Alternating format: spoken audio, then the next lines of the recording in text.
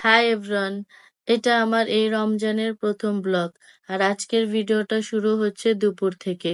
প্রথম রোজার দিন আমি কি কি করলাম সবকিছুই শেয়ার করব আজকে এই ভিডিওতে। প্রথমে আমি গোসল করতে চলে গিয়েছিলাম, কারণ নামাজের সময় হয়ে গিয়েছে তার জন্য। তারপর আমি চলে গিয়েছিলাম একটু রেস্ট নেওয়ার জন্য। আর রেস্ট করে উঠে দেখি আজকের বিকালটা মাশাআল্লাহ অনেক বেশি সুন্দর। তারপর আমি চলে গিয়েছিলাম আসরের নামাজ পড়ার জন্য। আসরের নামাজ পড়া শেষ করে এসে দেখি সবাই তো ইফতারির জন্য প্রিপারেশন নেওয়া শুরু করে দিয়েছে। আমি হয়তো লেট করে ফেলেছি ইফতারির প্রিপারেশনে অংশগ্রহণ করার জন্য।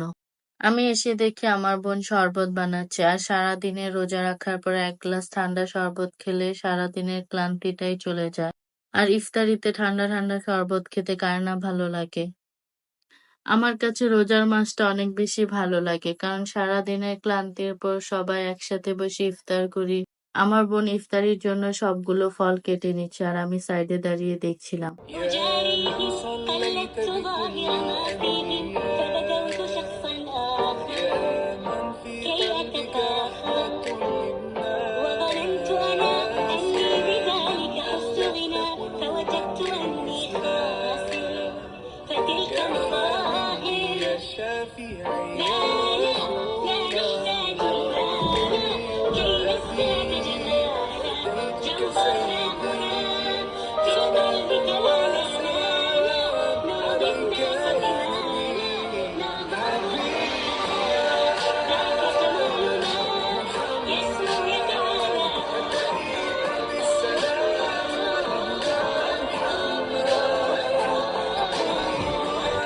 এটা প্রথম রোজার ভিডিও, তার জন্য আমার বোন সবকিছু অনেক সুন্দরভাবে সাজাচ্ছে।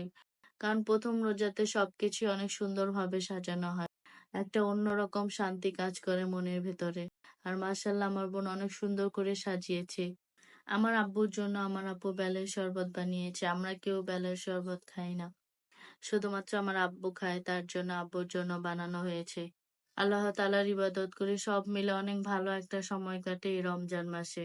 এইখানে আমার আম্মু সব ধরনের ইফতার আইটেম গুলো ভেজে নিচ্ছে। আমার আম্মু অনেক মজা করে ইফতার বানাতে পারে। আমার কাছে তো রোজার মাসে ইফতারি না খেলে চলেই না, কারণ আমার সব ধরনের ভাজা পোড়া খাবার অনেক বেশি পছন্দ। আর ইফতারি ছাড়া তো রোজা ইনকমপ্লিট মনে হয় আমার কাছে।